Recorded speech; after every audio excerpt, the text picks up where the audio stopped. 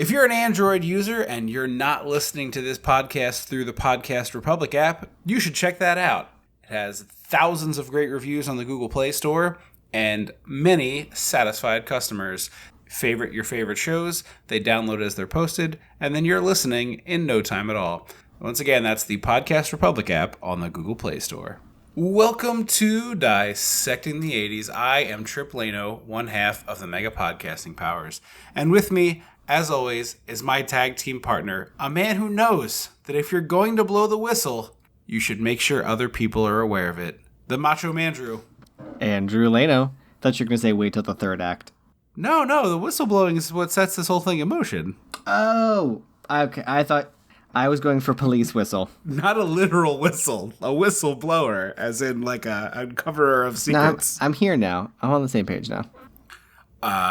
In celebration of our dad's birthday and the film's 30th anniversary, we watched Weekend at Bernie's. So you know what that means. We gotta go back. We gotta go dissect the 80s. It's your boss's corpse. Something's gotta be done about your boss's corpse. When the mega powers explode. I'm talking about the 80s. Oh, yeah. Great Scott. Cream of the crop. Oh, yeah. Mega powers, yeah. When this baby hits 88 miles per hour, you're gonna see some serious shit. So how many times have you seen this? 0. Really? I might have seen it once, but my first note is I've made so many jokes and references to this movie, but don't know that I've ever actually seen it tip to tail. Oh man, at least a dozen times for me. Really? Dad actually likes this movie. I know he does. It. I know he does. But so that's how I've seen it. I might have seen it once, but I don't think it was the whole way through. It had been a very long time since I watched it, and I have to say, I'm a little bit embarrassed to admit that I had like 3 or 4 legitimate laughs in this. I did too. Okay. I think overall I liked it. I think I would have loved it with different structure and a bit of a different edit. For sure. It's like you can sense the actual joy of making this, I think, which is like an odd thing to talk about when you're talking about making Weekend at Bernie's. But like, I just picture Terry Kiser, and like, he obviously is acting for portions of it, but some of this is not a dummy. Like, oh yeah, for sure it's him. I spent most of the movie like watching him to see if he moved, and also to figure out when it was a dummy. And it's hard to tell. The people who play corpses on like Law and Order and stuff should take lessons from Terry Kiser. But like, I feel like if this movie had sort of a Dan Aykroyd, John Candy, but like if picture like those two types as the lead guys, I think you have more hijinks, because I think the movie, you don't really get hijinks until the last like 40 minutes. Yeah, and I think it needs 20% more hijinks. See, I'm not sure I agree with you there, but let's save that for when we get into it a little bit, because I think part of the reason why this movie works for me is that it's taken itself so seriously for so long. But we start with it's a sweaty New York summer. I was gonna say it's a topical today because of this friggin' heat wave. Yeah, absolutely. And this came out end of July 1989. So like, people were probably watching this movie to escape the hot summer with some free air conditioning. Yeah. So it's funny. This movie's available on HBO currently, and if you go to watch it, you know how it'll often say like movie and then in parentheses the year it came out. Yeah. For some reason, it says Weekend at Bernie's 1990. Interesting. Because it's 100% 89. Yeah, it's 89. Yeah. And the sequel would come out 4 years later in 1993. Yes. The first movie we took you to. I'm sorry to break this to you. Are you serious? No. Oh, I was like, wait, what? We've always lied to you. The first movie you saw in a theater was Weekend at Bernie's 2. It was a 6-year-old me. I don't even know what the first movie I saw in theaters was. I'm sure Mom was screaming at her phone right now. I'm pretty sure mine was The Little Mermaid. That sounds right. Anyway, so we do like a nice montage through New York. You're walking through Central Park. You're saying hi to the construction worker. They do my least favorite thing in a movie, which is people like blowing off a mugger, which is just like, I liked that bit. That to me was funny. I always feel like whenever I see that, I'm like, some schmuck is gonna do that and get killed, and no one will ever know that it was Weekend at Bernie's fault, but it would have been Weekend at Bernie's fault. Yeah, the mugger shows up and the annoying friend is like, "Yeah, it's 100 degrees. Get out of here." Yeah. And the mugger's Annoying just friend, like, this is "You're right." Mannequin's Andrew McCarthy. I found him nigh intolerable in this film. I think he is an absolutely stellar twerpy doofus character. I think this is like, if you are looking for this archetype of like twerpy doofus, like, here's the thing. He's the guy who wants you to think that he is like a Lothario who gets all the ladies and might be a virgin. So, to me, it seemed like he wanted to be Val Kilmer in Real Genius. Absolutely. That's But he 100%. wasn't. Right, but Like- that's 100% what it is. It to me, the two characters are different. Like, Val Kilmer is actually cool. This guy is desperate to be cool. Okay, that kind of colors it differently because I was like, I thought the movie was trying to tell me he was cool. No, And, I like, don't think slick. the movie. No. I think Not I slick think, with the ladies, but like slick in general. And like, hey, I can get away with shit. No, I think that he thinks that he's Ferris Bueller. Okay. That is my interpretation, and that's why I think the performance is fabulous, because it's exactly that. You're like, because we've talked about this before. Is like, a guy like Ferris Bueller is probably annoying in real life. Oh my god. Also, like, everyone thinks they're Ferris Bueller. You're not. Yes. Yeah. You're the kid with the can. Yeah. Collecting money. Or Like, Charlie Sheen. or Charlie Sheen. Or that Genie. sexy nurse. Realistically, Genie is who I am. Oh my, you were Genie. You were Yes. 100% Genie. That is realistically. But in my version of the narrative, I'm always Ferris Bueller, because that's like, I'm telling the story. So that's what I think is what I really like about Andrew McCarthy, his performance in this. Is like, I think he's playing this as a guy who thinks he's cool and is not. That makes a big difference, and I appreciate that. So they're walking to work. So this is the other thing. His costumes in this movie, because they like costumed the not young Zachary Quinto. They costume him to be like a little Andrew more Silverman, I think, is the actor's name. Sure. Or Jonathan Silverman, Jonathan Silverman, yes. because it's Andrew McCarthy. Yes, that's right. We knew names. Yes. Mark that as an important thing, that we actually knew the names. I said Terry Kiser before, too. So You did. It's just like, listen, cast members here. He's the Andrew McCarthy is always dressed in like silly clothes, and like I understand, like I dress very differently at work in my like work uniform than I do outside Right. of work, but still I'm like how old are they supposed to be, I guess, is my question. My reading is on it is they're between Like my age? graduating. I think they're younger than you. I think they're between graduating college and 25, because Jonathan Silverman says he's been working at the firm for 19 months. Okay. So I'm thinking this is like first job out of college, because they're still both like trying to succeed and impress people and work their way up the ladder. So I get the impression they're under 25 thereabouts. Okay, that helps. But And the other reason I say that is because Jonathan Silverman still lives at home, and the other guy has like a roach for an apartment. Roach hotel You're for an right. apartment. You're correct. So I think they're supposed to be young and poor. 25, yeah. But yeah, because the Jonathan, what are their? Do you remember their character names? Because I I'll don't. look it up. Yeah, no, I'll look it up. It's gonna be weird for me to say my own name.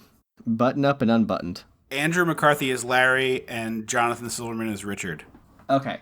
So Larry is very like, he's got like the layer, he's got the long sleeve shirt under his like big blousey like, Hawaiian shirt. I love his shoes, purple Converse, the whole movie, into it. Yeah, no, me too. And I mean, I guess it helps set up that like he's a schmuck who thinks he's cool. But I don't know, I guess actually, no, now that I'm talking myself out of my point, that like it was very, because I'm using your point to help me, that like that was effective costuming to be like, oh, he's a schmuck, I just want to hit him. Yeah, I mean, you don't have to like it. Like, obviously you can very much not care for it, but I read the character differently than you do. Mm-hmm. I guess in this first like 5 minutes, it felt like he was the neighborhood kid and Richard was the actual like main character. Sure, that makes like he like kick flips in on his skateboard. Yeah, and he's like, whoa, yeah, Capri Sun. Yeah, he's carrying a portable television that has to weigh 32 pounds at least. And it made me curious. These still are things you can purchase, like HD versions. Really? Yeah, I don't know. Well, I like that the idea a quote unquote portable TV in, I don't know, 10 years after this movie would be the same size as the small TV in a kitchen. Oh, you mean in terms of screen size? In terms of like what he's carrying feels like maybe a little smaller than like what our mom had in the kitchen. Yeah, but it was like a pretty boxy, it had a VHS player. I know, but like the idea that like in the 80s, this was a like personal carry around portable television. Yeah, and then they were like, hey guys, this isn't portable. Yeah. This is in a room. This is a thing you put down somewhere. Yeah, well, I mean, I think portable was just because it ran on batteries. Oh, okay. Well, like 17 double D batteries. I mean, it was okay. First of all, double D is a cup size, not a battery. Second of all, the joke still stands. Second of all, yes, that's probably why it weighed 32 pounds, because you had to put 40 batteries in it. Or 40 D cells. Or the like human heart-sized ones at the checkout at like a Home Depot. So anyway, though, we're schlepping this TV across town, and Larry is like, "Look, this is stupid. There's nobody in here. We're working on a Sunday. Let's go up to the beach. Let's go." And he's like, "We can't. What are you talking about? The beaches are all..." And cut to, it's like a baby pool on the roof. But I really like the gag where the roof is so hot that his shoe gets like stuck in the tar. This sticky roof is my nightmare. Oh, it's really, really, really gross. His shoes get stuck. The beer can gets stuck. The boombox gets stuck. He's got it all over his hands. He looks so sticky. So they're doing like overtime work to look for fraud in the life insurance policies that their company gives out. So later they say they're working on like computerizing or digitizing. Yes. So is this part of that process, do you think? I believe so, yeah. Okay, and it just happens to fall into like double checking the work? Well, I'm wondering if it was entering the data into the computer and then it flagged it for whatever reason. Okay, because I'm trying to think, I was like, it doesn't seem like just offhand you'd be like, why don't I look for duplicate like that seems like a very specific thing. Yeah, I get the impression that the machine found it and then he like confirmed the findings himself, and now it's like, oh, in the process of doing this like grunty, terrible manual data entry labor that I have to do for my job, I may have saved the company millions of dollars. Yeah. So it's the next day. We meet the pretty girl intern. Her name is Gwen. She reminds me of Elizabeth Shue a lot. Yep. Yeah, well, I mean, this is 100%, we want an Elizabeth Shue type because we cannot afford Elizabeth Shue, and she's probably 2 years too old for the role. You think? She's supposed to be like 22, 21, 22. Yeah, I guess you're right. Because she wasn't had Adventures in Babysitting like 84? Oh, is that early 80s? I thought it was more mid-late. I thought it was pretty early. I was going to guess 86-ish. Well, in any case, if it's post Adventures in Babysitting, Babysitting's 87, so it is close. Woohoo! But I'm wondering if it's just like you don't have Elizabeth Shue money. Weekend at Bernie's. Yeah, I was like, oh my god, she's so close to Elizabeth Shue. Oh, plus she at that point, so it's Adventures in Babysitting, Cocktail, and then Top Karate Gun? Kid as well. Wasn't she in Top Gun? No, you're thinking of a different person. I can't remember her name. Deborah Winger? Maybe. I don't know. For some reason, I thought it was Elizabeth Shue was his girlfriend in Top Gun. I don't think so. Elizabeth Shue is in Back to the Future Part 2. Right. What's her face? Friend of the pod. And, importantly for a future episode of this show, the Disney attraction Body Wars. Wait, Elizabeth Shue's in Body Wars? Uh-huh.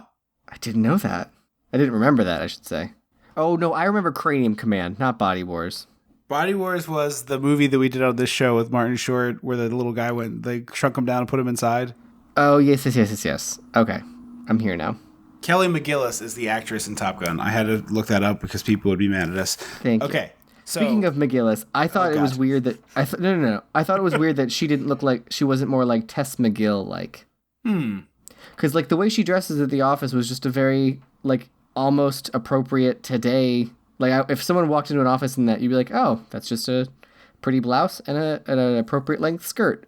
It didn't look super I was like, I wanted her to be, like, have the shoulder pads or, like, the bow or something. I hear you. I think intern, though, is probably just trying to blend into the wallpaper. Yeah, maybe. But anyway, Jonathan Silverman, I forgot his character's name already. Rich is, like, tongue-tied around the pretty girl, and instead of saying something to her and, you know, chatting her up or just having a conversation with her, he's like, my aunt is very sick, and she's flabbergasted by this because of course she would be. But this ends up with a bit where he ends up charming her because he's so mortified that he holds his briefcase up to the side of his head and walks by her to try to hide his shame, which I relate to. Mm-hmm. And I like that it wasn't him trying a bit. Right. It was just him genuinely like, I cannot make eye contact with her. If I look at that woman, I might just turn into stone and die. So they go talk to Bernie. Not Dabney Coleman. No, not Dabney Coleman. Terry Kiser. And he... They tried to talk to him earlier. The secretary wouldn't let them in. They come back to talk to him. And he's like, so tell me about this problem. And he immediately, as soon as they start talking, walks into the bathroom and comes out having clearly done cocaine. 100% cocaine. It's just it's a good little piece of performance. Also, this whole movie does, but Bernie especially has a real bad case of ADR. It gets better in the second half of the movie because they just don't do it as much, but there is some wildly weird ADR in this first chunk. Well, my favorite is the scene at the party. So when they get to Bernie's house, there's a party, and so Rich and Gwen are standing outside on like a deck by a pool, and the wind is the Twister from Wizard of Oz. It is really ridiculous. Like, her hair is just constantly in her face, and she keeps brushing. Like, it's like Adele music video wind machine levels. Yeah, it's like... And it sounds like this. Perfectly clear, with no wind. And I was like, that's not... I'm watching wind. Yeah. I would hear something. It's like, how about we get this woman a hair tie? Like, the character could have a hair tie on her wrist. That could be a part of the character. Or let's hold for 5 minutes and see if the wind stops. Well, you don't have time for that. It's a night shoot. Like, you're at night. You're already in the penalty. You gotta get this rolling. So they show him that, you know, hey, we found this, you know, $2 million because the same person got paid 4 times for a life insurance policy. And then he says, like, oh, no, that's clearly like 3 different, like, there's 4 policies. They just were paid for all of them. And then they're like, well, they were taken out after his death. And it's like, oh, so Bernie did this. Yes. And, like, I don't know money. I don't know insurance. And I don't know fraud. But wouldn't it have been easier to just use different names? Yes, but he didn't think he'd get caught. He probably needed it to be an actual policy in order to hide it on the books. Yeah, but, like, you're friends with the mob. People die from the mob all the time. Yeah, but you can't take out life insurance policies on other people without it being suspicious. So, like, it's often a movie plot and television plot and a real life thing where, like, a spouse takes a policy out on the other spouse and then has the person killed, and then they stand to profit from it, and the police are like, oh, hello. So, in this case, it would have been, you know, this couple in Texas, you know, a sweet old couple have life insurance policies on one another. One of them dies of natural causes. The other one's getting paid. But Bernie, in order to make some money on this, like, slides 3 extra policies into this dude's name to hide it. Okay. That makes sense. So this is, like, probably my favorite joke in the movie. He's like, all right, well, you should come to my beach house. And we see the guys walk out of the office, and they're like, Andrew McCarthy in particular is like, he loves us. He loves us. And it smash cuts to Bernie at the dinner with the mob, and he's like, you have to kill them. That was great. It was like a real Muppet cut. It was. This movie has a couple great ones like that. But so he basically is like, sees they found the error, and he's like, you know what? Let's go somewhere private and secluded where we won't be interrupted. We'll go over all these numbers. Let's come to my Hamptons house for the weekend. And so you stopped watching The Office, right? No. Oh, you watched the whole thing? Yep. Okay, so I fell off. I thought you fell off too. No, I finished it.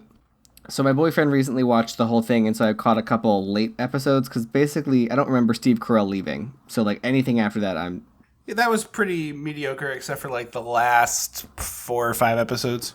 But there's an episode where James Spader, right? He plays the new boss or whatever. He invites them all to his house, and it gets weird and creepy and sexual and like bizarre. And I was like, this movie could have gone there. Like, if you stop the movie now and did like a choose your own adventure, like, do you want this kind of hijinks? Or do you want our boss is a creepy weirdo sex guy? Yeah. Like, he comes out in like a robe that's too short. Like he's hanging out the bottom of it. Yeah, I think that would be so funny. Yeah, no, I think it would be hilarious. I would enjoy that as well. Because every one of his Hamptons friends is a gay dude. It sure seems like it. But you have to find the line of funny creepy pervert and not gross creepy pervert, because what you're talking about on The Office was uncomfortable for the other reason, where it's just like, he's gonna wear them all as skin suits, get out of there. Well, that's just what James Spader looks like. That's true. That's James Spader's whole deal. I mean no disrespect, Mr. Spader. I know you're a little fan. Bit of disrespect. He creeps me out a little. Yeah, but that's his face. He was born with it. But it's not his face. It's also the way he portrays all these characters. But like, I think like that movie Secretary. Where he bones the girl with the Maggie Gyllenhaal. And it's like a BDSM thing, but like a comedy. Yeah. Well, I don't know if it's that funny. I mean, the trailer is edited like a comedy. But like it was screwball. Yeah, it's not a screwball comedy. At least the part that I watched is not a screwball comedy. But I remember watching it with, I don't know if I'm trying to remember the context. I can't remember if I watched it with a friend who was enthusiastic about it, or a friend who was enthusiastic about it and watched it. A friend of mine is very enthusiastic about it. Yeah, people like different movies, so I'm not trying to. But I just remember, like, you're supposed to believe this relationship between the two of them, and it's got that sort of like, it's supposed to feel smoldery and stuff. And I'm just like, she would not be into this creep monster. Yeah, I mean, the same. Never mind. I was going to make a Mamma Mia reference, and we don't need to do that on this podcast. Again. Mamma Mia, here we go again. All right, well, this has been Dissecting the 80s. This has been the final We will be episode. back in 2 weeks. Probably, maybe not. I was Trip Alone will be back in 2 weeks. This is a good 5-year run. We only ended 1 episode short of the perfect 5 set, so thank you so very much, and I hope you enjoy all the episodes. Tune in next week for Screaming into the Void about the 80s. So he's flirting with the mobster's girlfriend, and turns out they've been carrying on an affair. She's flirting with him. Indeed, yes. Call a spade a spade. She's doing the I went through 3 different 80s dancing movie titles before I got to Flashdance. I was like, Dirty, no, Footloose, no, Flashdance. Speaking of Flashdance, that's our most recent Patreon bonus episode. So if you join at the $5 and up tier, you can hear that right now. Patreon.com/dissectingthe80s. Plug. So she's wearing these ridiculous gloves that have like a 2-foot cuff on them, flopping about everywhere as she's drinking her martini. Really unpleasant. Doing the foot in the lap thing. But also, while she's doing that, the mob boss is like giving weird bedroom eyes. Yes. To not Dabney Coleman. Did you notice that? Yeah, it is. The whole thing is very odd. It's very bizarre. He realizes that they're boning, and so when I almost said not Tess McGill. What's Terry Kiser? Terry Kiser. I almost said Tess Kiser. It's a hot day in July. He's sleeping with my woman. Let's not kill these two. Because he specifically says, let's not worry about killing those 2 guys and just kill Terry Kiser. Right. Which I thought was interesting and like should have been a plot point, but wasn't. Yeah. No, it does kind of get glossed over. Because later they're like, whoever is going to kill us won't kill us if he's around. And I was like, this should be an issue. Right. You'd think that would be a thing, and it just isn't ever a thing. Yeah, the mob boss also says cream brulee. Yeah. Which is always fun. Yeah, I love a good mispronounce. And then we go to Rich and Gwen on their date, and he took her to a Jewish Chinese restaurant, which honestly, I think it's fun. Yeah, I laughed, but also I would try it. I would go there. Yeah. Szechuan maybe matzo ball soup? Yeah, or maybe it's like a fried knish thing going on. Mm-hmm. Or like the matzo balls have like wonton filling inside them. Yeah, or the other way around. The wontons have matzo balls in them? Yeah. That seems like so much. There's no meat in these wontons? Well, you can't. I think the whole point. Oh, I guess that's a dairy issue. Never mind. But no, yeah, I was thinking like a bread, like a matzo ball. Let's take a bread ball, wrap it in noodle. Now we're call it a day, yes, baby. Yeah, baby. And earlier, Larry. Yes. Larry offered him his apartment Right. to use on the date. And he was like, no, it's a roach motel. And then she's like, I have 5 roommates and they're all doing their hair right now. And I was like, yeah, that's you could have stopped at 5 roommates. But yep, okay. exactly. Yeah, you didn't need the second part. Like, Is your whole apartment a bathroom? I think she was saying like they're all home right now is the impression I got. Like that's what the point of that was. You could just say that, like they're all home. Yes, exactly. And she's like, well, do you have roommates? And he goes, no. And I was like, you could have, buddy. This Easy is such lie. a free out. Yeah, sorry, I do have 2 roommates actually. Yeah, handed you a freebie. Right.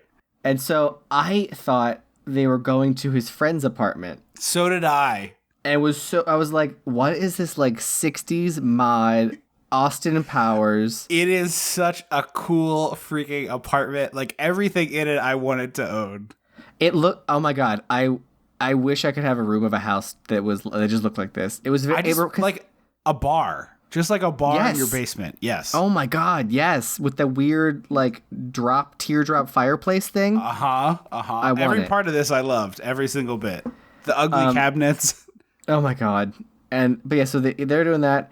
He pulls out the weird metal cups that we totally had. Do you remember those? Yeah. They're like fluted, but just like drinking cups. I think they're aluminum. They're like colored aluminum. Oh, wait. I don't think I remember us having these cups. Yeah, we did. We had at least 1 or 2 because I distinctly remember drinking out of them. And Mom was like, "Look how vintage." And then I put together that he was at his parents' house, not his roommate's house, or not his friend's house, I should say. Right.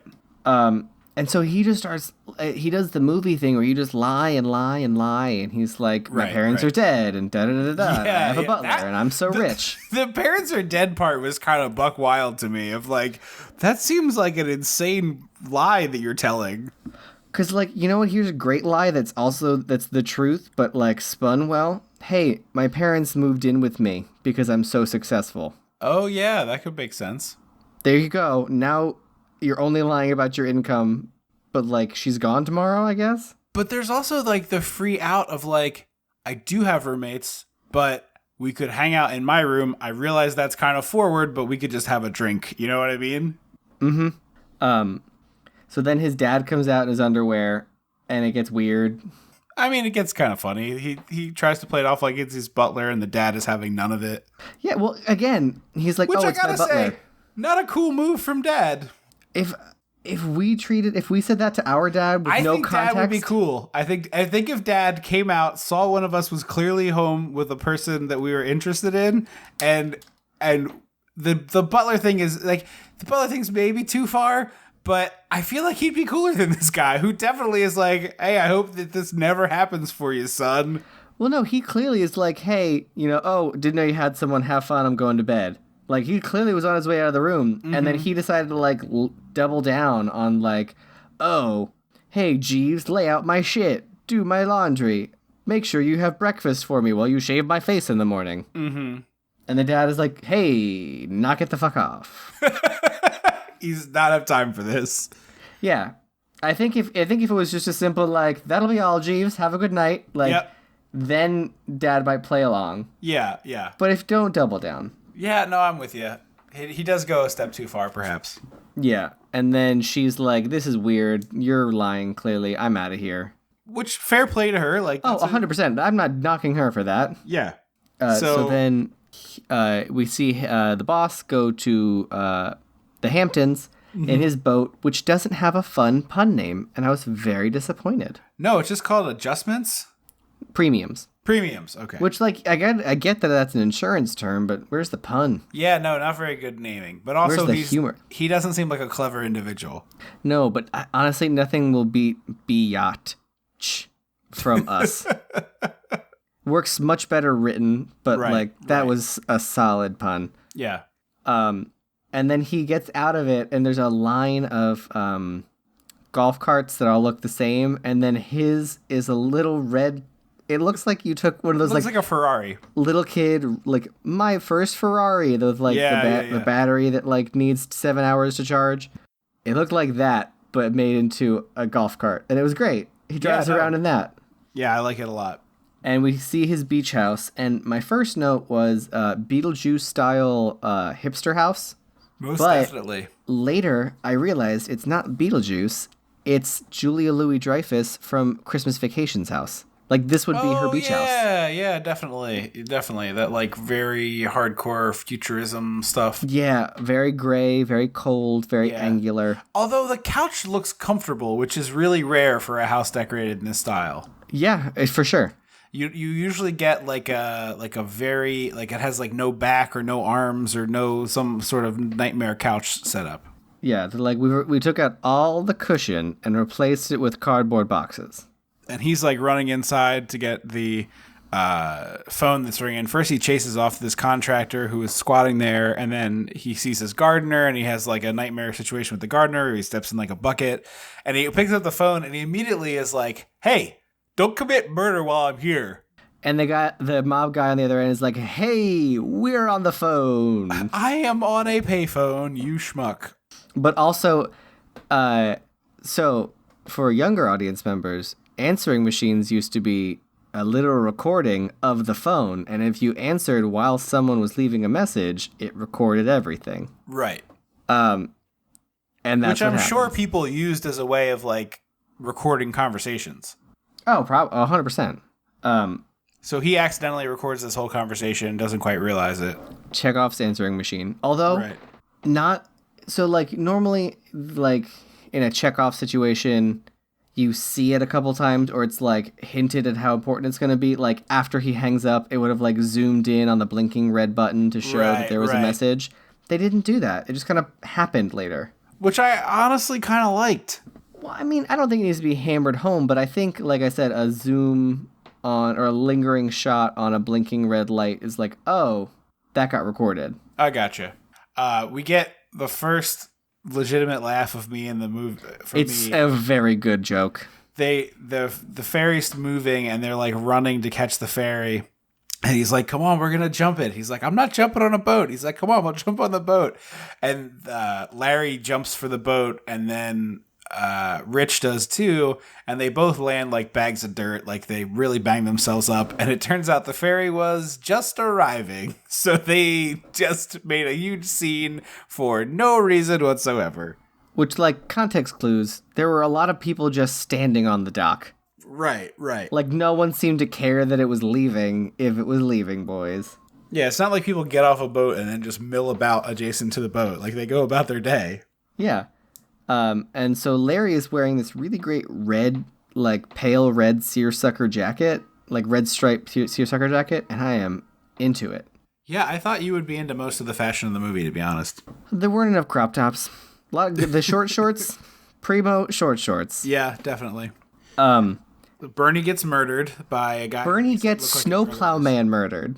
Oh, what the hell is that movie called? Wasn't it called Snowplow Man? No, it wasn't called Snowplow. They didn't release a movie in the theaters called Snowplow Man. Well, they released the rest of that stupid movie in theaters that was unclear. Cold Pursuit. Yeah, Cold Pursuit, which earnestly wanted to be a comedy. Oh, it did. Fell all the way short. It did. It was a truly baffling movie. Although I had a good time watching it with you, more than I would have by myself.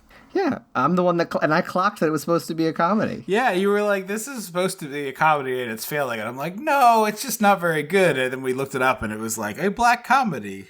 Mm-hmm. And I like Liam Neeson. Well, I don't know. I liked Liam Neeson better when he didn't say racist nonsense and just act like that was cool. Yeah, you're right. Joan Cusack, you're not next to be racist. You're next to be an action hero. Because I still want that. I want Joan Cusack action hero. I mean, she could just be in some of these movies that John Cusack is in, because his filmography is just littered with Redbox nightmares. Really? Like what? He has done like 10 movies in the last 15 years that you've never heard of because they're like direct to video. He's a hitman or a gunman or a what? The last movie I knew about of his was 1408, but that can't be right because that was like 13 years ago. Yeah, that was a really long time. I bet you haven't. There was one I remember one where he was a hitman and he had a daughter, like a young daughter or something. His last like legit movie was Love and Mercy, where he played Brian Wilson from the Beach Boys. Oh. Since 2012, he has been in 1, 2, 3, 4, 5, 6, 7, 8, 9, 10 direct-to-VOD movies, and one that was released only in China. Huh. Actually, now that I say it out loud, I'm surprised John Cusack, I mean, in budget, but I'm surprised John Cusack wasn't one of the two guys in this movie. Yeah, no, budget, for sure. He was Lloyd Dobler at this point. Yeah. But anyway, so Bernie gets murdered by injection, and then the guy plants drugs on him. The doofuses arrive. Puts on a priest costume and walks away. Yeah, I like that a lot. It was the right kind of stupid for me. They find Bernie dead. And the drugs. And then the party begins, and these people just like all show up to his house. My favorite gag being, and it's only my favorite because it starts and ends the same way, but this very drunk man shows up with a martini glass in hand that's empty, and it's like, I'll show myself to the bar, don't worry. And you need to be 30% gayer with that. Well, I think he's wearing a caftan. I didn't want to be offensive, so I was just doing the joke isn't that he's gay. The joke is that he's already hammered and carrying an empty martini glass. The joke is that he's what Liz Lemon envisions life in the Hamptons to be like. But he pours himself a drink, and then you fast forward. We'll cover all the stuff in between, but we fast forward to the end of the party, and he's passed out on the couch, and he gets woken up, still holding the empty martini glass, and is like, I'm so sorry I have to leave early. It's been a wonderful party. I'll see you tomorrow. And just like wanders out of the frame. It's well executed. Really, really good. But after they find Bernie and with the drugs, there's a lovely monologue from Rich where he's like, I can't believe he would do this to himself. He had everything. And I was like, that's why he did it. Yeah. Like, that's why rich people do drugs, because they have everything else. They're bored. Robin Williams said cocaine was invented to tell you have too much money. Right. More money than sense, that's for sure. So there was a weird knockoff Arnold. Yeah. The party begins with this like weird cavalcade of like odd things and people going by. And then they have like a montage of people coming to talk to Bernie and no one realizes he's dead. And all I could think of was that scene from Seinfeld where Elaine is like, he's dead, you idiots. I think that was Bernie's too, but the point stands. Yeah. So I have a rewrite, and I want you to tell me if you like the movie more or less with this in mind. Okay. Bernie gets murdered. Okay. The party starts. Okay. The guys come into the party in full swing. Improvement for sure. Don't realize he's dead until the end of the night. Right. Improvement, I would say. Although you would lose all of the bits where they're like desperately trying to keep this ruse going during the party, and I think there is some fun of that interplay. I think some of it, I guess I got annoyed with how quickly... Because you wanted more hijinks, and that's like where a lot of the hijinks come in. But to me, it weirded me out that the friend was so quick, that Larry was so quick to be like, no, I'll sit next to the dead body, wave his hands around, move his face around. I'll sit here and touch him and move him and make sure people think he's alive. It is very weird that he gets there that quickly. Yeah. But they have like this parade of interactions. Like one guy's trying to buy a car from Bernie. One woman sits on his hand and thinks he like pinched her butt and is like, oh, you cad. I'm like, all right, lady, a little bit more respect for yourself would be good. Also, we're 45 minutes in and they have not said weekend at Bernie's. Right. Not once. Which seems weird because I don't think they say it the whole movie, do they? They don't. But like, we have a whole weekend at Bernie. Like, the opportunity was there. This is the movie to put it in. You're not wrong. I also really like the interaction Larry has where he like walks over to chat up this woman. She's like lighting a cigarette, so he does the same. And he's like, "Hey, how you doing? I'm Larry." And she's like, "Fuck off, Larry." And he's like, "Right?" Puts the cigarette out and leaves. And that was brilliant. These gay old dudes hit on Gwen. Yeah. Well, the one dude is definitely a closeted gentleman. The other one I couldn't quite go to read I on. think they all were. As someone with a little expertise in the subject, I'm going to say they're all homos. Well, they're all shitty people regardless. Well, yeah, they're those Hamptonites. Right. There's also personal trainers wearing the shirts from their gym, tank tops from their gym called Torsos by Tony. That feels very on brand. That's 100% on brand. They drag Bernie out of the party and everyone's like, "Oh, too much again, hey Bernie," which it's kind of funny. Which works. Yeah. And they stash his body by just throwing it over a railing. Well, I think it's an accident, but they decide to go with it. It's hard to tell. Yeah. And so Rich goes to Gwen and she takes him to a lighthouse. And this is where I realized I've been inside missile, like submarine watchtowers, but never a lighthouse, I don't think. Yeah, I don't think I have either. Because the inside looks like a medieval torture chamber. It does. I think that's just this particular lighthouse. I don't know that is like all lighthouses. Yeah. And so they get to the top and I go, okay, here's what's going to happen. They're going to be looking out over everything. It's going to be beautiful. He's going to notice Bernie there, and she's about to notice when he turns her around and blinds her with the lighthouse light. Oh, you were pretty close. I think my way was better because I think because my issue is that like there was no reason for this to happen. Right, he's just an idiot. Like he's very stupid for this one scene just because the movie wants him to be stupid. Yeah, because I was like, he found this multi-million-dollar issue. Like he's a smart person. But also, you don't have to be that intelligent to not look at a light directly. A lighthouse light, yeah. Right, but any light. But wouldn't that have been better? Yeah, no, it's an improvement for sure. Because he's like, I've always wondered how this works, and then he looks directly at it as the beam, like, you can see the beam spinning about to come, and she's like, no, don't look at it, and then he's blinded and falls back down the trapdoor and takes a real nasty bump down some stairs. I know. Where's Elliot the Dragon when you need him? So now she's into him. Because the movie told us she is. Well, a little Florence Nightingale. I guess. I just was like... He also did, we glossed over it, but he also did sincerely cop to, hey, I'm an idiot. I'd like to start over. I made a bunch of mistakes. I shouldn't have lied to you about that stuff. I was just really nervous, and you're a pretty girl, and I didn't know how to deal with it.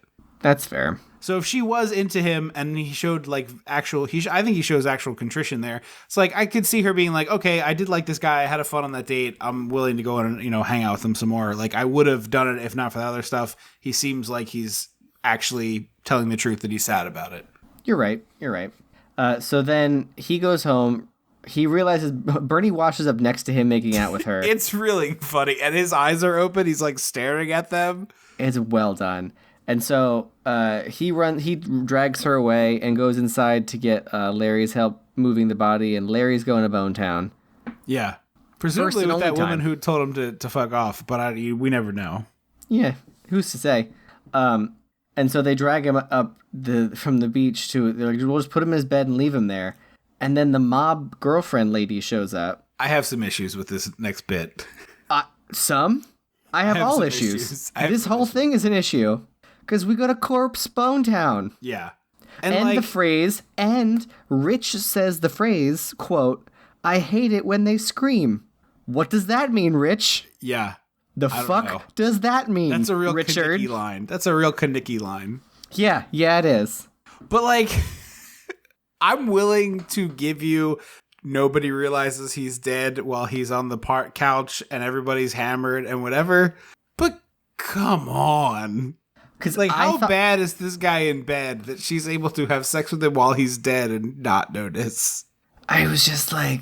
Forget the biological part. Assuming the biological part is not part of the equation. Assuming that's what happens with rigor mortis. Right. Assuming he got very localized rigor mortis.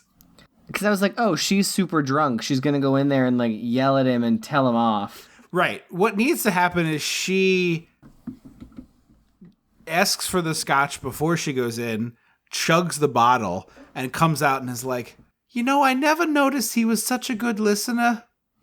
Or, I like this one, make it a rule of 3 moment where the boys leave, they're like hide when she comes in. She grabs a knife, goes upstairs. She thinks she's killed Bernie. Oh. And walks out. So now they're all talking to each other, being like, I killed Bernie. No, I killed Bernie. Well, how is he still alive? None of you know how to kill Bernie. I have to go up and do it myself. I like it. I think that would work too. Meanwhile, the mobster who killed Bernie is like doing a final check, I guess, and sees her go in there and I guess sees them have sex. It's weird because so my boyfriend watched it with me because it was a good movie this week. And later in the movie so we get the first mob boss, the first mob person that injects Bernie with the drugs. Yeah. Then there is a second guy, more like a lieutenant, it feels. Who is watching and sees her go in his room and go to Bone Town. There's the mob boss, and we're up to 3 mobsters if you're counting at home.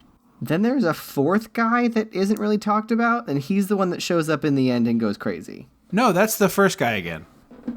It's the first guy again? Yeah. Oh, okay. So 3. But okay. Yeah. The recycling. Okay. Yep. He looks different because he's his hair's all messed up and stuff because he's freaking out because he's I killed this guy twice. Yeah. Because I would have loved now that it is 3 mob bosses and a girlfriend. That would have been a really funny setup. That one guy thinks he killed him. Right. She thinks she killed him. The 3rd guy shoots him or poisons him. Something. And he thinks he killed him. And then the mob boss has to show up at the end and be like, "I'll do it myself." Yeah. He rigs up. Larry rigs up the Home Alone wave. Yes, but also is playing Monopoly against himself and still cheating, which is just the saddest picture of a person to me. Drinking some weird, sweet concoction. He calls it a daiquiri. What kind of daiquiri was that? I assumed it was a pina colada. It could be a banana daiquiri. Yeah. But because it's very much. I also will say I do like the Home Alone waving rig, and this movie did it first. This movie did it first. You're right. It is technically the Weekend at Bernie's wave, not the Home Alone wave. But Home Alone did it with cardboard cutouts and not dead bodies, so I guess I'm more comfortable with that. Sure. Because I guess I don't know if this is a real Hamptons thing, but everyone knows everyone, and so everyone sees Bernie's massive house and Bernie outside, and I think everyone Bernie. knows Bernie. Gotcha. Okay. And then this is where I wrote that I have to keep reminding myself that he's a criminal and also was going to have these guys killed. Right, exactly. So all this defamation of his corpse is warranted a little. Yeah. So they at this point they have they're trying to figure out what to do about this because Gwen has shown up and Rich is okay, look, I'll tell you the truth. Bernie's dead, and Larry is well, I can't end this gravy train, so he just dumps the body off the chair and it ends up landing on the mob guy and they have a fight and the mob guy thinks he chokes Bernie out, which I really like. It's really well done. Fighting a corpse. And she's Gwen obviously is well, cool, you're lying again. And he's you don't believe me? Yeah. And I'm yeah, brah. It's a little Why should she? Exactly. Also, all you've been doing is lying. Right. Exactly right. So they hear the message machine and they realize oh my God, he was going to have us killed. And then he mentions a note. So they go scrambling for it. And I was oh good, this is going to be the Heather's suicide note. Right. And boy, did it exceed my expectations of shittiness. Because all caps, my note was all caps, there's the bullshit anti-LGBT nonsense. Yeah. The note says that they stole money from the company to pay for Larry's, quote, sex change operation. And I was ugh. It's also, mildly interesting to me that, the thing that Bernie uses to get out of the situation is just the plot of Dog Day Afternoon. What? Dog Day Afternoon is based on a true story about I think only one half of the couple was transgender, but they robbed a bank. Oh, yeah. Surgery, yeah. And I didn't know there was a movie. Yeah. It's Pacino.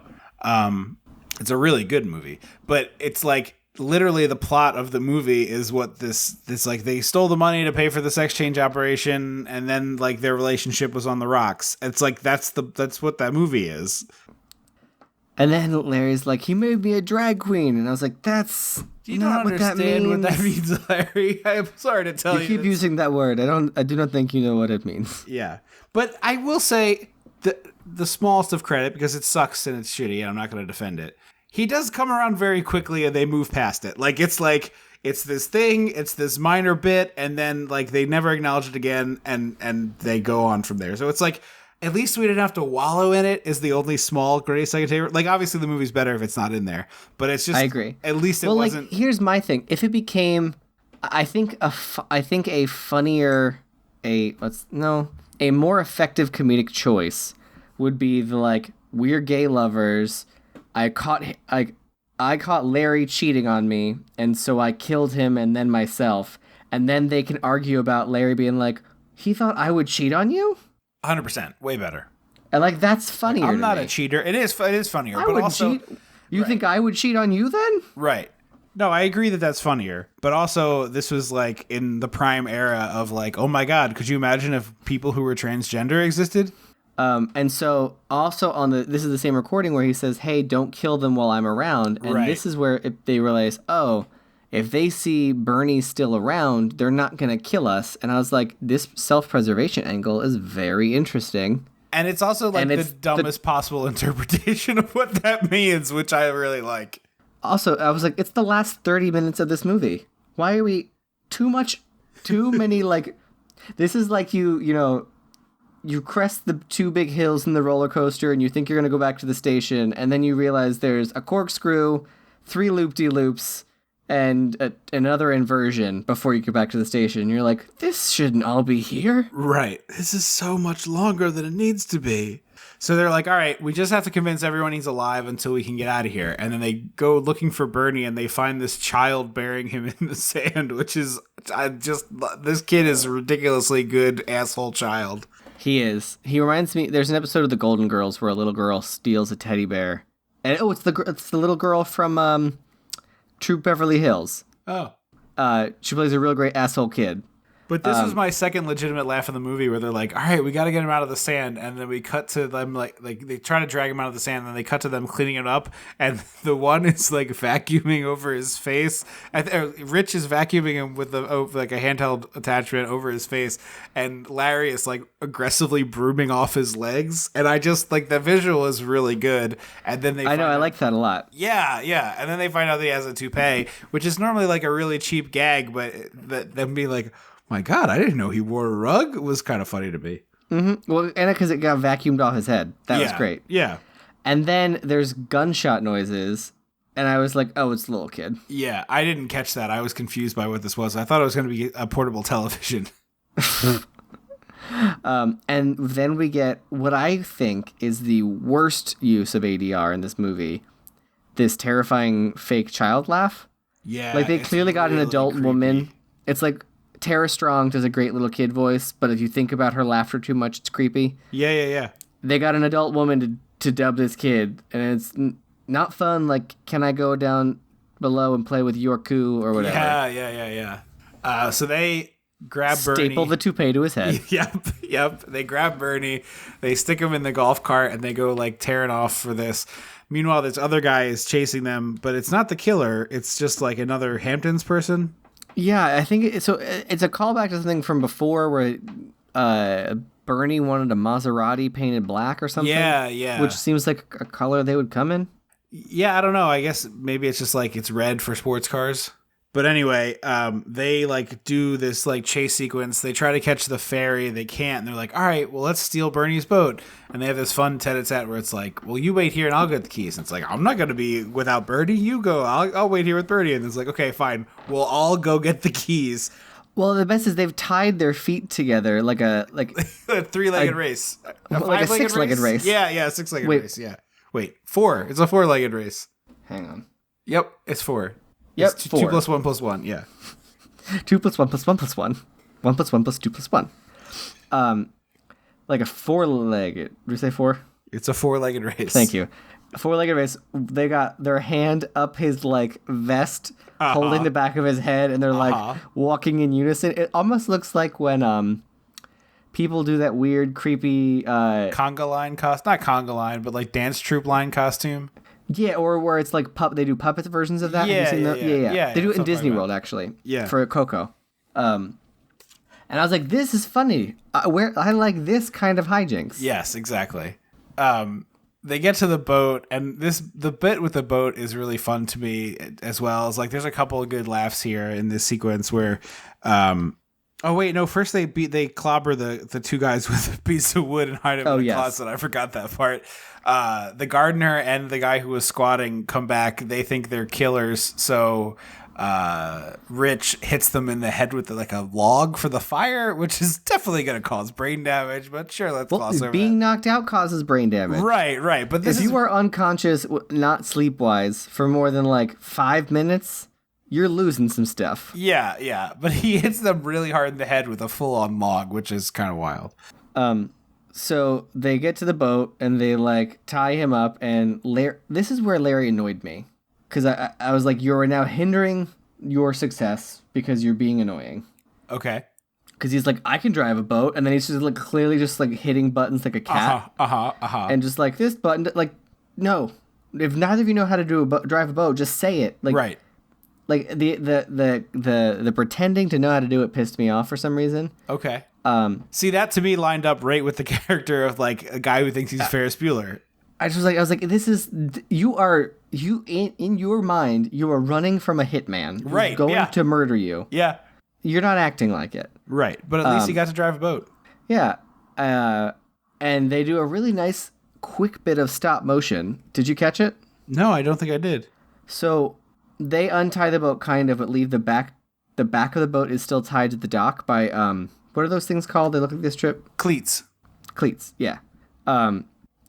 It's still tied to the cleat, and as he's like gunning the boat, you see it like straining against it, and they do a 3 to 5 second clip of the cleat bending and breaking.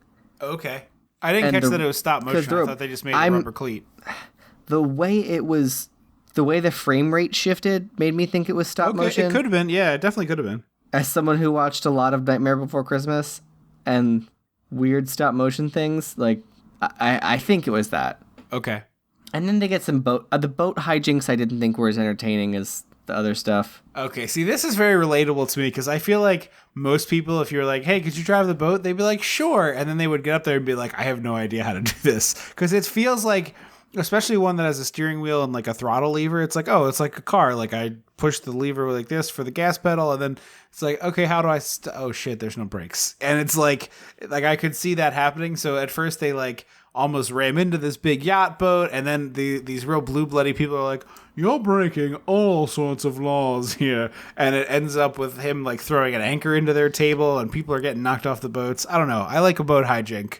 Yeah, I do, just not in this setting. I don't know why I didn't like it here.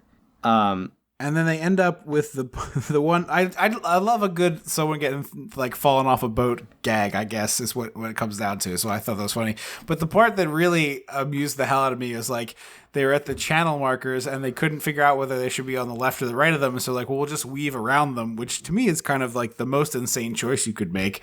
Mm-hmm. But they hear this like plinging and plonging noise, and it turns out to be Bernie just like his corpse clanging off the channel markers. So the IMDb trivia says that his stunt double like hurt himself doing this specific stunt, and I was like, that was a dummy. Oh, 1,000% that was a dummy. I was like, I have eyes. That's a Nickelodeon, someone jumped out a window dummy. No, 1,000%. This was a dummy all the way. There's no way that why would you ever endanger a person to do this stunt? That makes zero sense. Yeah, it was. I was like, that was. Maybe he injured himself doing other stuff, but not this. Right. Now, if there had been a sequence where Bernie like water skied, which I 100% thought was coming, that would make sense. Rigor mortis. Oh, see, I don't know science. I've said that before. I'll say it again on this pod. But like, if the rigor mortis kicked in and they were like, he's stuck like in a standing position, and so when he got knocked off the boat, he was like automatically water skiing. I like that. Exactly. So they get home, they so they run out of gas and they have to float a la Quint and Brody. Yeah. Not Quint, Hooper and Brody. Hooper and Brody, yeah.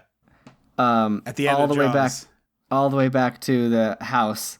and like get him up and inside the house. And then Gwen shows up and she's like, hey, you said he was dead, but like he's alive. I saw him with you. And I was like, don't let on that you believed him that he was dead. Yeah, yeah. You should hold that card a little closer to the chest. Yeah, definitely. You're playing all your cards right at once here, Gwen. And the mob hitman shows up. This is a part that I really genuinely love because it's like an extremely niche thing that happened to click for me, but I think most people right over their heads. He comes in, he like immediately just empties his revolver into Bernie, just like 6 shots, bang, bang, bang, bang. Yeah. And then he does the Moloch horns, like the Italian curse thing where you do. I've seen the Golden Girls. I've seen Sophia Petrillo do that. It's rock on. Yeah, but you point it at a person, and it's like an evil Sicilian curse. Yeah, exactly. But I think as someone who grew up Italian, obviously, but not that I ever saw anyone do it in real life, but I know it from that and movies and pop culture and stuff. But it's like kind of a little thing. But it's so exactly what this such a beautiful thing in terms of the character that he's playing, like losing his mind. Like, of course he's doing the old school, like, put a curse on this thing.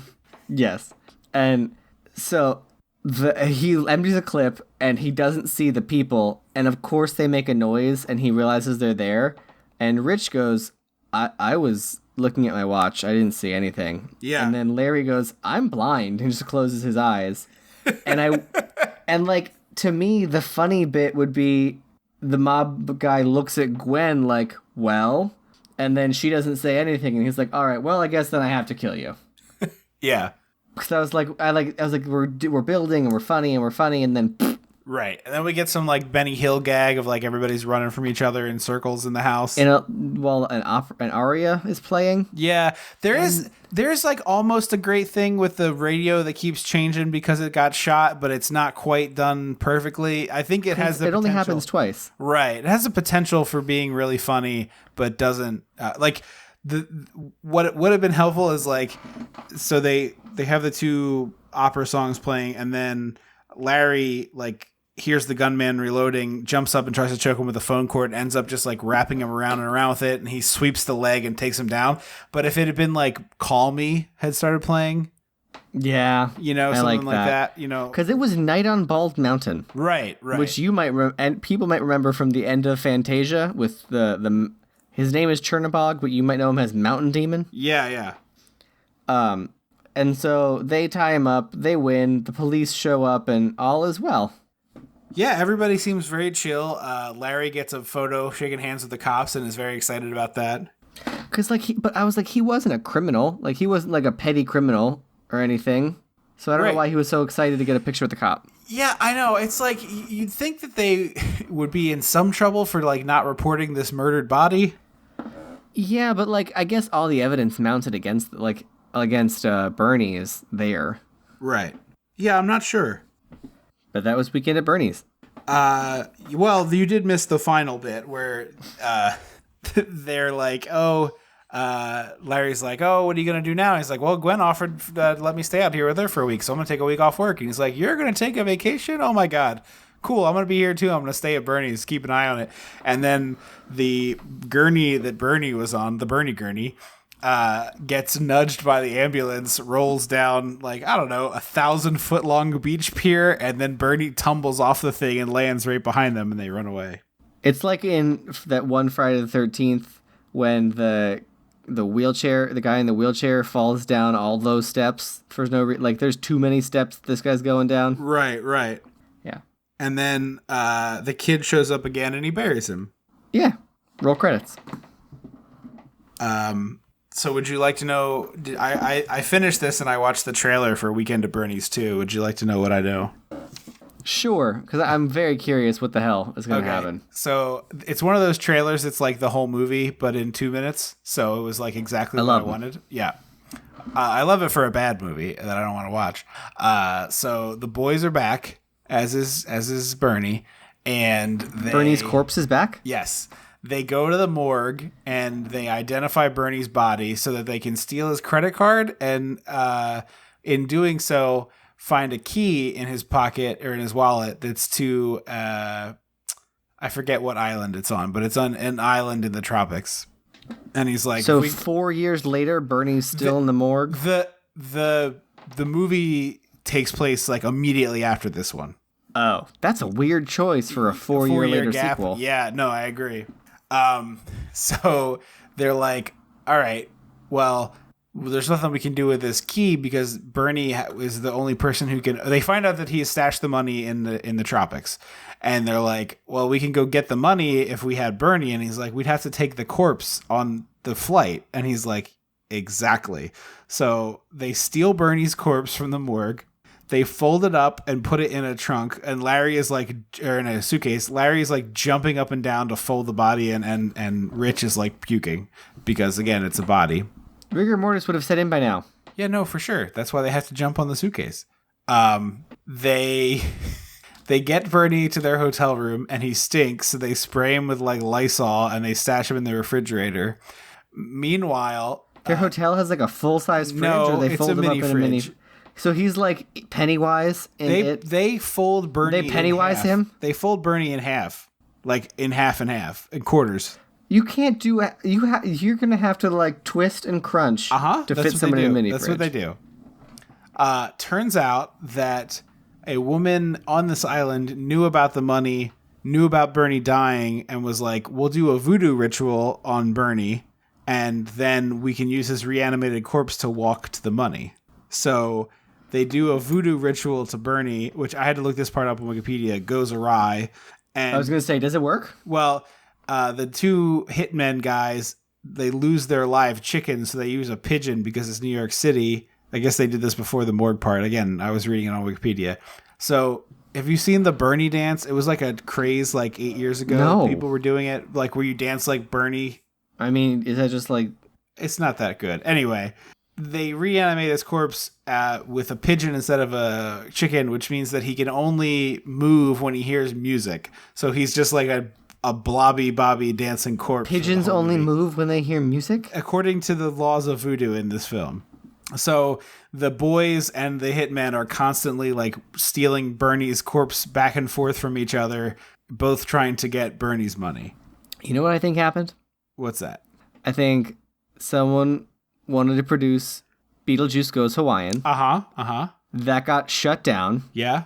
And they were like, what else do we got? Since I can't take a good movie, like a well-renowned, like a Academy Award nominated film. Right.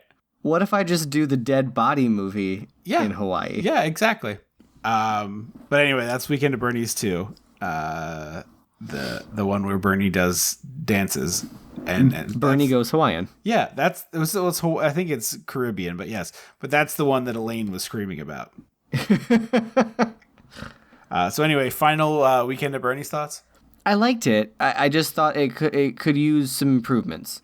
Yeah, I mean, which I think to me is always more frustrating when it's a good movie. It's not like... Yeah, I was really genuinely surprised by how watchable and enjoyable this was. And like I had seen it before, but it had been such a long time that I really only remembered like a few little pieces. Yeah. But yeah, it's don't get me wrong. It is capital V, capital S, very stupid. But it's like the kind of flavor of stupid that I enjoy. So and the other parts of the movie, like the actual plot that they hang on to kind of fill the gaps between the stupid stuff, is fine. Like the couple is believable. I like it. Yeah, the couple's believable. The acting is decent. There's some funny gags. Like this is surprisingly very watchable. It's not good, but it is incredibly watchable, and I enjoyed watching it. I did too. So I'm gonna give this a recommend, like a flat out. Me too. I'm just gonna recommend from me. Yeah, one that I was not expecting that to be my reaction to, but it is enjoyable. Again, if you are in the mood for something very stupid. Ebert hated this movie. I saw that on the Wikipedia. That's not shocking. No, although he liked a good schlock. He liked well done schlock. Right. And this isn't quite well done schlock, but I do enjoy it. Well, thank you all so very much for listening to the show. This is, I believe, maybe the next episode is the actual answer to this, but I believe this is the final episode of our, because we started at the last week of August, so this would be the final episode in season 5, right? Sure. I feel like that's right.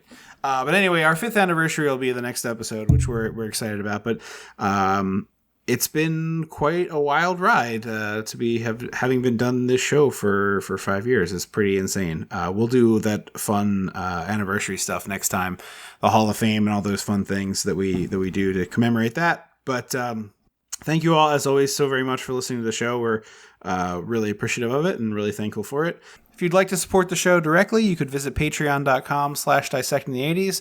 We've got a few different tiers there, but you can pledge your support.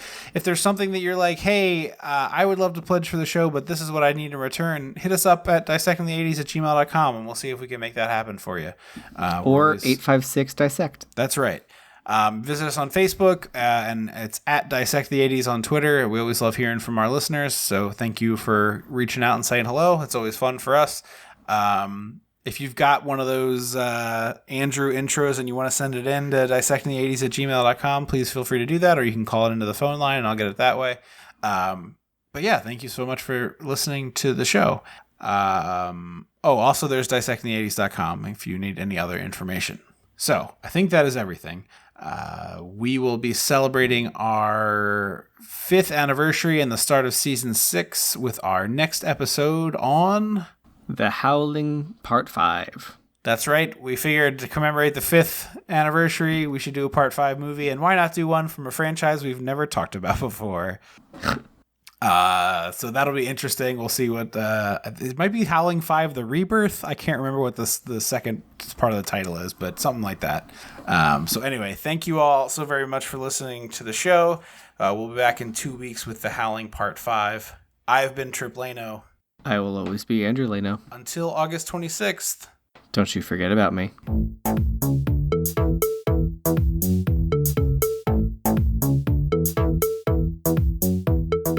Dissecting the 80s is a Chum Some of This production. Ow.